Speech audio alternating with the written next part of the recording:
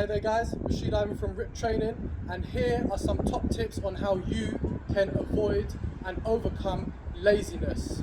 You lazy boy or girl, or they, or them, no discrimination. Number one, make your goals manageable. Again, as discussed in previous videos, start off small and progressively work your way up to the top.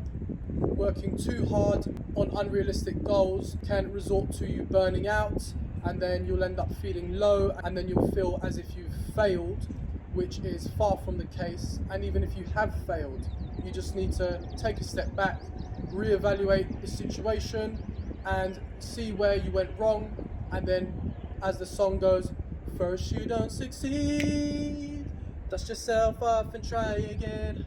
You can dust it off and try again, try again. Don't succeed, dust yourself off and try again. Use positive instead of negative talk. For example, that song I just sung has so many positive words in that little chorus. And that's another thing. Watch out for my next video on music, how we are influenced in music, and choices of words and expressions we use subliminally without realizing, and how music actually has a massive impact on us, whether we are aware of it or not. So using positive instead of negative words. So for example, if there is something you dislike, it's far easier to be negative about the dislike.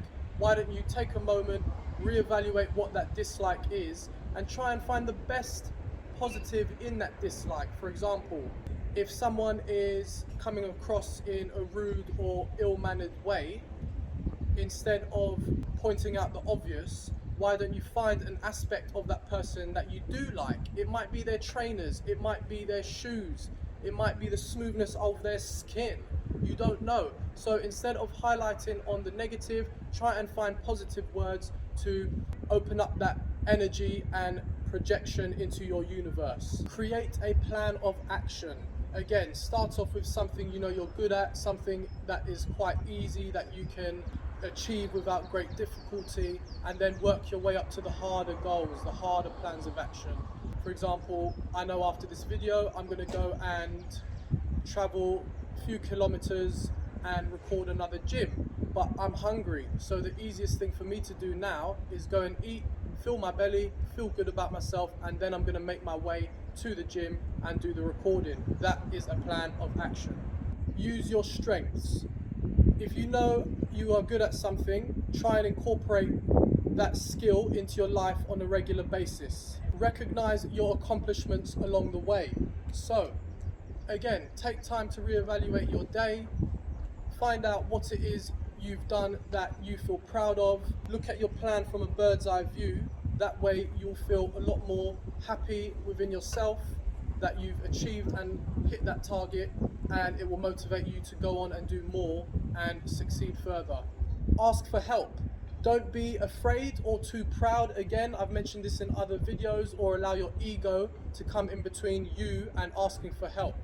And last one, this is what I find the most difficult: avoiding distraction. Now, there are so many distractions around us. For example, like now for me, it's this view. Also, social media is a massive distraction. There are a lot of us that claim we are not on our phones all the time, yet when I see these individuals, head down all the time, even in the gym, head down all the time. It's a bit sad, and it's actually a bit pathetic. Not calling you pathetic, but the act in itself is pathetic. So you need to reevaluate that, find out what distracts you, maybe write a list of all the things that distract you, and find ways to overcome that. So for example, in the film Jumanji, I can't remember the character's name, but his weakness is cake. Kevin Hart plays the actor. He knows as soon as he sees a cake, he just runs away from it. He turns the other way. He goes. He doesn't ponder. He doesn't spend time umming and ahhing thinking about, oh, should I continue this act? No. He gets on with it. He takes himself out of that situation. Like myself, sometimes I find myself just mindlessly clicking on Instagram, even though I've just come off it. I just come off the Instagram, and yet I've just found myself subconsciously clicking back on the app. So we are all guilty of this, but it is time to recognize your flaws and faults and avoid these kind of distractions.